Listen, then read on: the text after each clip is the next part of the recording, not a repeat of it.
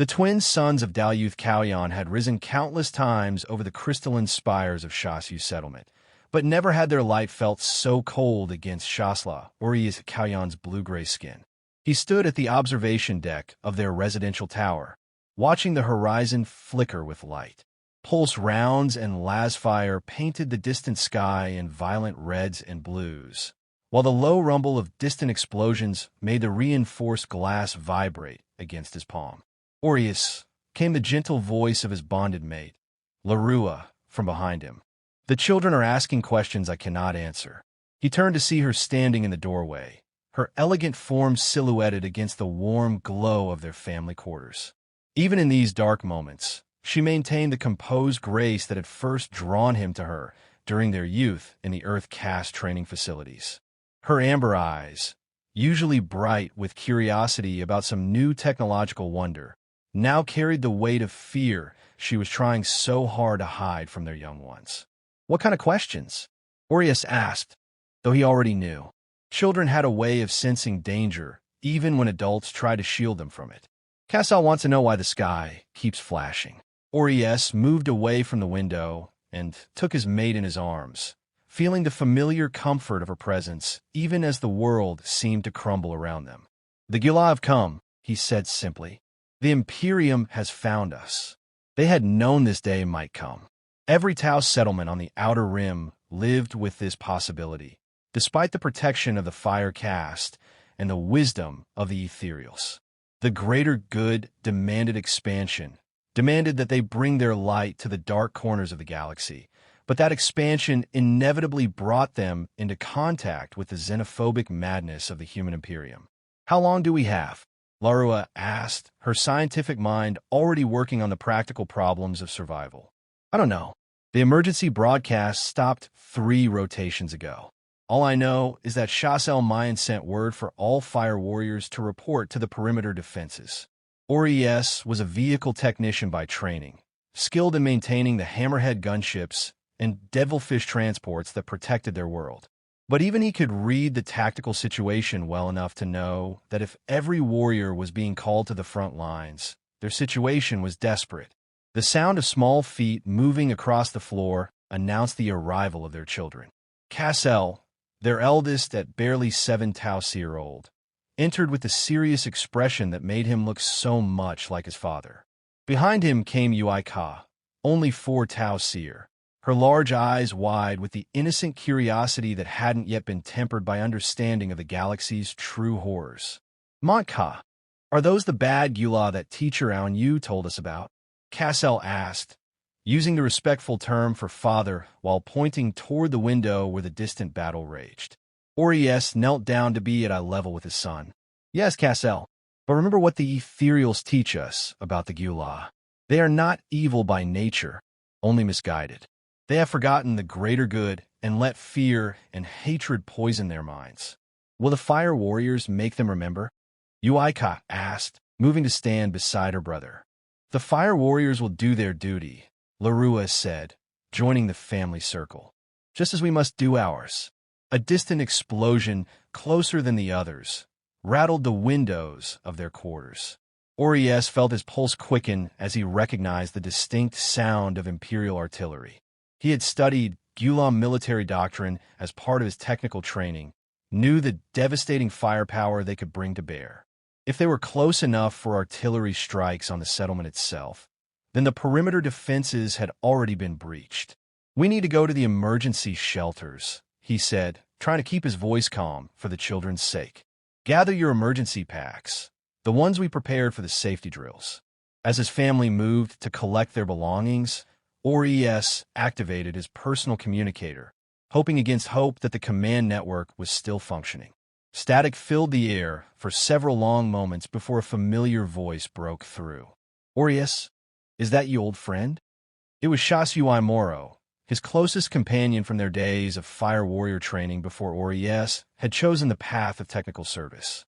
"Moro, where are you? What's the tactical situation?" "I'm with the 3rd Fire Warrior Cadre, holding the northern approach to the settlement." "Or'es, you need to listen to me carefully. The evacuation transports are gone. The Gila brought ships, massive ships that block out the stars. They destroyed our orbital platforms and anything trying to leave the surface. Or'es felt his blood turn cold. No evacuation meant no hope of retreat. No chance for the civilians to escape while the fire warriors bought them time. Or'es' Moros's voice carried a weight of knowledge that spoke of terrible things seen. These aren't regular Gula forces. They were black armor, and they show no mercy. They burn everything. The communication cut to static as another artillery barrage impacted somewhere nearby. Or'es stood frozen for a moment, processing what his friend had told him.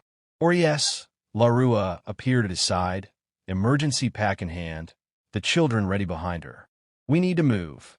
He nodded, shouldering his own pack and checking the small pulse pistol he kept for emergency situations.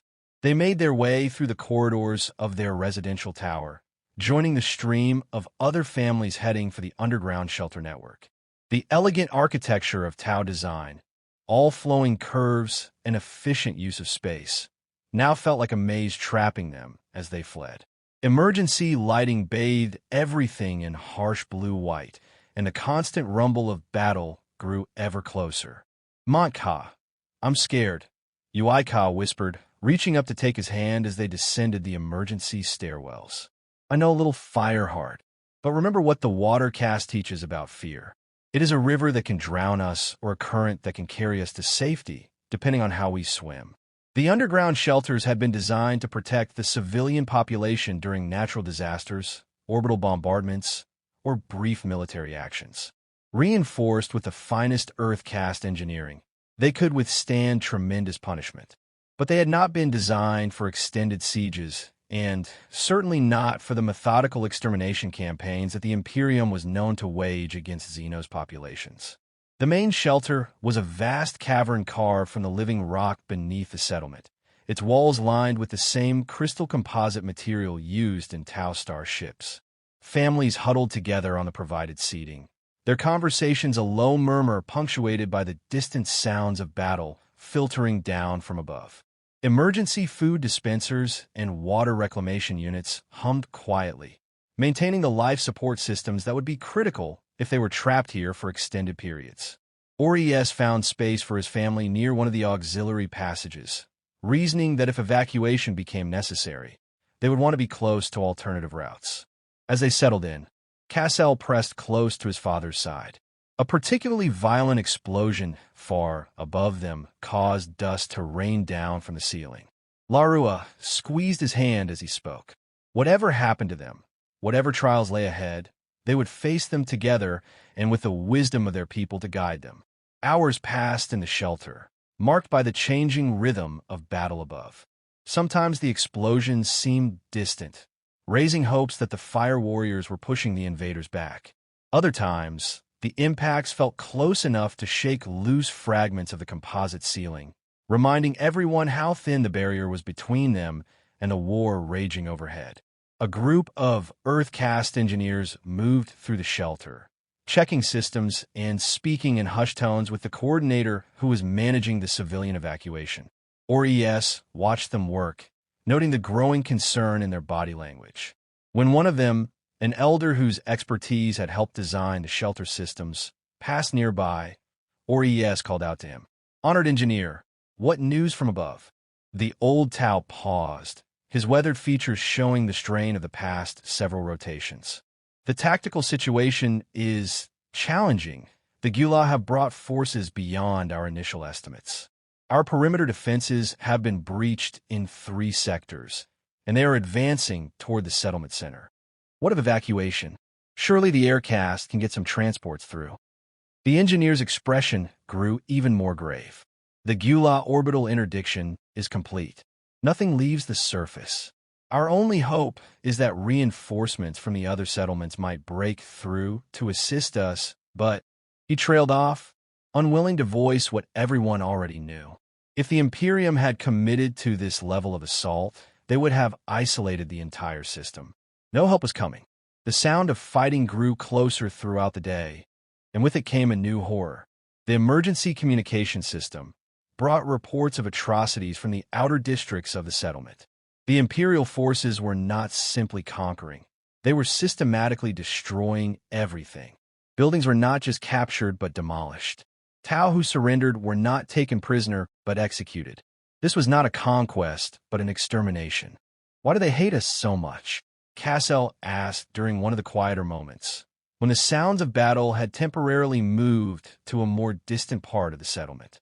It was Larua who answered, her voice carrying the patient tone she used when explaining complex scientific principles to the children. The Gula have been taught to fear anything different from themselves.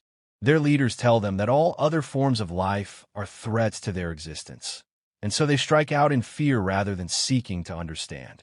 But we've never hurt them, Uika protested. We only want to share the greater good. Sometimes, Little Starheart, the very existence of a better way is seen as a threat by those who profit from the old ways. The Gula Imperium is built on fear, hatred, and suffering. Our example shows that there is another path, and that terrifies those who hold power in their society. Or'es listened to his mate's explanation with pride and sorrow in equal measure. She was right, of course. The Tau represented everything the Imperium claimed was impossible. Unity between different species, technological progress guided by wisdom rather than desperation, expansion driven by the desire to improve rather than simply conquer. Their very existence was a contradiction to the fundamental beliefs that held the Imperium together. As the second day in the shelter wore on, the situation above continued to deteriorate. The sounds of Tau pulse weapons became less frequent, while the distinctive crack of Imperial lasguns and the roar of human vehicles grew more constant. Emergency lighting flickered as power systems throughout the settlement were damaged or destroyed, and the environmental controls in the shelter began to strain under the increased load. It was during the night cycle, when most of the families had settled into uneasy sleep, that the first sign of their ultimate fate appeared. A deep, rhythmic pounding began to echo through the shelter, transmitted through the very rock of the underground chambers. It was not the chaotic sound of battle, but something methodical, purposeful. Or'es woke to find Larua already sitting up, her scientific mind analyzing the sound pattern. They're using demolition charges, she whispered. The realization hit him like a cold wave. The Imperials were not just conquering the settlement, they were erasing it. Every building, every street, every trace of Tau civilization was being methodically obliterated. And that could only mean one thing for the survivors hiding below ground. The coordinator confirmed their fears when he gathered the shelter population together for an emergency assembly. His usually calm demeanor was cracked with stress, and his words carried the weight of finality. My fellow servants of the greater good, I must share with you the reality of our situation.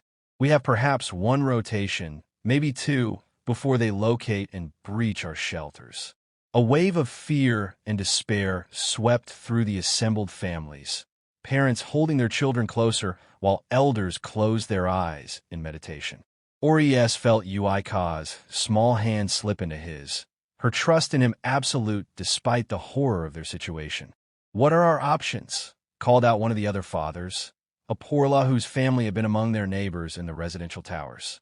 The emergency tunnels connect to several other shelter complexes, the coordinator replied. It is possible that we could reach the spaceport district, where some transport might still be functional. But the tunnels pass close to the surface in several places, and Imperial forces are systematically searching all underground areas. Or'es looked around at the faces of his fellow Tau, seeing the same mixture of fear and determination that he felt in his own heart. These were not warriors trained for combat, but civilians whose only weapons were their intelligence, their unity, and their faith in the greater good. Yet none spoke of surrender, because they all knew what surrender meant when facing the Imperium's extermination forces. Then we make the attempt, Or'es said, speaking loud enough for others to hear. Better to die moving toward hope than to wait here for certain death. His words seemed to crystallize the resolve of the group, and soon the Poor You coordinator was organizing them into movement groups. Families with young children like Or'es and Larua were placed in the center of the column, protected by those who had some combat training or were young enough to move quickly if fighting broke out. The preparation took several hours, during which the sounds of demolition above them grew ever closer. Emergency packs were redistributed to ensure everyone had water and basic supplies. The few weapons available in the shelter, mostly emergency pulse pistols and some industrial tools that could serve as weapons, were distributed to those with military or security training. As they prepared to leave the shelter that had been their sanctuary, Or'es gathered his family around him. The children were frightened, but trying to be brave, following the example of the adults around them. Larua had fashioned carrying straps that would allow them to keep their hands free while still maintaining their emergency supplies. "Remember," he told them, "we stay together no matter what happens. If we are separated, you know the rally points we discussed. But our strength comes from unity, and we will face whatever comes as a family." The first group entered the emergency tunnels just as a massive explosion somewhere far above them sent shock waves through the shelter complex. Dust and debris rained down from previously solid ceiling sections, and several of the families still waiting their turn to evacuate were knocked from their feet. "They found the main access shafts," the poor UI announced, his voice strained but still controlled. "All groups must move immediately." Or'es lifted Uika onto his shoulders while Larua took Cassel by the hand, and they joined the stream of Tau, making their way into the narrow emergency passages. The tunnels had been designed for evacuation during emergencies, but they were not intended for entire populations. The press of bodies made movement slow, and the air quickly became thick with the exertion of so many people in such a confined space. The first section of tunnel ran deep beneath the settlement, connecting the residential shelter to the commercial district emergency systems. Emergency lighting strips provided minimal illumination, creating a surreal landscape of moving shadows as the evacuees made their way through passages that seemed to stretch endlessly ahead. "Montka," Uika whispered from her perch on his shoulders, "the tunnel is humming." She was right. A low, vibrating hum was traveling through the rock around them, transmitted from the massive demolition work taking place above. Or'es tried not to think about the thousands of tons of debris that might be settling over their heads, or the possibility that the tunnels themselves might collapse under the changing stresses. They had been moving for perhaps an hour when the first sign of disaster reached them. A group of scouts who had gone ahead to check the route came running back, their faces grim with news that no one wanted to hear. Imperial forces in the commercial district shelter, one of them reported to the poor U. "They have breached the main chambers and are using some kind of detection equipment to map the emergency tunnels." The coordinator paused the evacuation column while he conferred with the scouts and the few fire warriors who had joined the civilian evacuation. Or'es could see the strain in their body language as they discussed options that were becoming increasingly limited. "We can attempt to reach the educational district," the coordinator finally announced. "But the route will take us closer to the surface, and there is significant risk of detection." "What's the alternative?" asked the poor law from Or'es's residential tower. "There is no alternative," was the grim reply. They changed direction at the next junction, following passages that seemed narrower and less finished than the main evacuation routes. These were maintenance tunnels, designed for Earth-cast engineers to access the infrastructure systems that kept the settlement functioning. They had not been built for mass movement of civilians, and progress became even slower as they navigating the tight spaces and frequent obstacles. It was in these narrow passages that disaster finally found them. The first sign was a change in the air pressure, a subtle shift. The sound of Imperial voices echoed down the passage ahead of them. Not the mechanical drone of Vox communications, but actual human voices speaking the brutal Gothic of the Imperium's military forces. They were close, and they were moving toward the Tau evacuation column.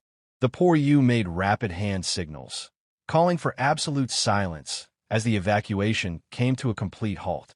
Families pressed against the tunnel walls, parents covering their children's mouths to prevent any sound that might betray their location. Or'es lifted Uika down from his shoulders and gathered his family close, feeling the rapid beating of their hearts as they listened to the approaching voices. The Imperial soldiers were conducting a systematic search of the tunnel network, using some kind of technical equipment to detect life signs or movement. Their voices carried the casual brutality of soldiers who had been conducting extermination operations for some time, discussing their work with the detached professionalism of experienced killers. Sweep pattern gamma on the next section, one voice commanded. Intelligence reports indicate significant civilian populations in the underground areas. Understood, Sergeant. Standard purification protocols. Affirmative. The Inquisition wants this world cleansed completely. The word Inquisition sent a chill through every Tau who heard it. Even civilians knew enough Imperial history to understand what that meant. This was not simply a military conquest, but a holy war of extermination conducted by the most fanatical elements of the Imperium. There would be no mercy, no prisoners, no hope of survival for anyone discovered. The sounds of the search grew closer, accompanied by the whine of Auspex scanners and the heavy footsteps of armored soldiers. Or'es could feel his family trembling against him, and he wondered if this was how their story would end, huddled in darkness beneath the ruins of their world. Then, from somewhere ahead in the tunnel, came the sound they had all been dreading. A child's cry, quickly muffled, but not quickly enough. One of the younger families had been unable to keep their infant quiet, and that single sound had betrayed them all. Contact. The Imperial voice was sharp with excitement. Life signs detected, bearing 270. Moving to engage. The Poryu and the fire warriors with the evacuation group made a desperate decision. Rather than allow the Imperial forces to systematically hunt down every family in the tunnels, they would create a diversion, drawing the enemy away from the main group of civilians. All non-combatants continue to the Educational District emergency exit, the coordinator commanded. Fire Team Alpha with me. We'll buy you time. Or'es watched as 6 fire warriors moved forward into the tunnel, carrying their pulse rifles knowing they were walking towards certain death. They would fight and die so that the families behind them might have a chance to reach the surface and perhaps find some way to survive. The sound of pulse rifle fire echoed through the tunnels moments later, answered by the harsh crack of Imperial lasguns and the distinctive roar of human combat equipment. The battle was brief but vicious, and when it ended, only the Imperial voices remained. 6 hostiles eliminated. Continue sweep pattern. The evacuation column moved as quickly as stealth would allow, knowing that their protectors had bought the minutes at most before the Imperial forces would resume their methodical search.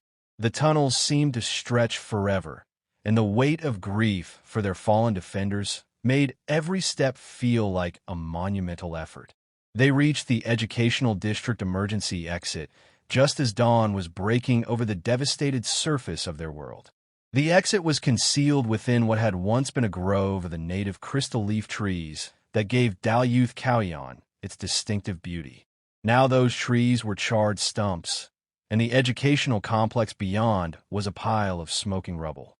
Or'es emerged from the tunnel with his family, blinking in the harsh light of the twin suns that seemed to mock their plight with their indifferent brightness.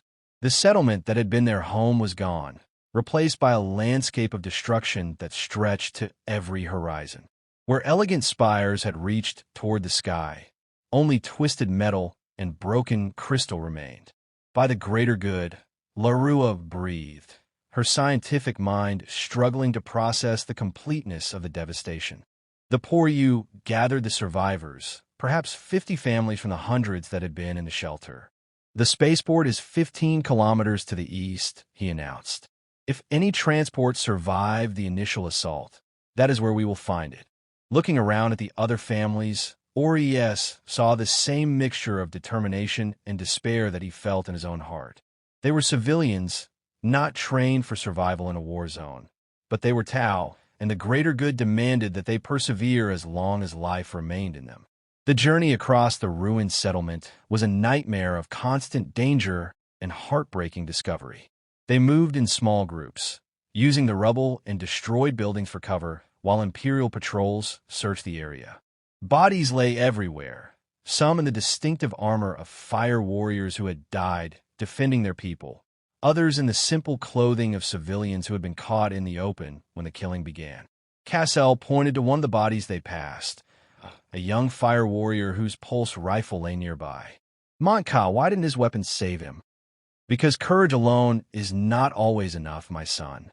But without courage, we have nothing at all. They had covered perhaps half the distance to the spaceport when they encountered Imperial patrol. The soldiers were moving through the ruins. These were not regular Imperial Guard, but Space Marines, warriors whose fanaticism matched their combat prowess. The Tau families hid among the rubble of what had once been a water-cast meditation center, watching as the massive armored figures moved through the area with their weapons ready.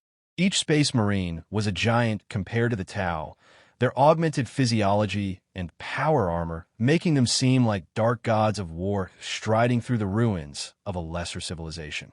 Movement 200 meters when the Space Marines reported, his Vox-enhanced voice carrying easily across the rubble field. Or'es felt his heart stop as he realized the patrol had detected some sign of their passage. He pressed his family deeper into the rubble, praying to the spirits of their ancestors that they would remain hidden. Around them, other families were doing the same, parents desperately trying to keep their children silent while death stalked so close. The Space Marines began moving in their direction, their enhanced senses and advanced equipment making concealment increasingly difficult. Or'es could hear the whine of Auspex scanners as they swept the area, methodically checking every possible hiding place. Multiple contacts, another Space Marine announced. Small forms, likely Xenos civilians. The words were delivered with the casual tone of someone noting the weather, but they carried a death sentence for everyone hiding in the ruins. Or'es looked at his mate and children. Larua reached out and took his hand, her touch steady despite the fear he could see in her amber eyes. "For the greater good," she whispered. "For the greater good," he replied, and the words carried all the love and hope and defiant courage that had sustained their people through the darkest moments of their history. The Space Marines were very close now, their heavy footsteps crunching through the debris as they closed in on the hiding families.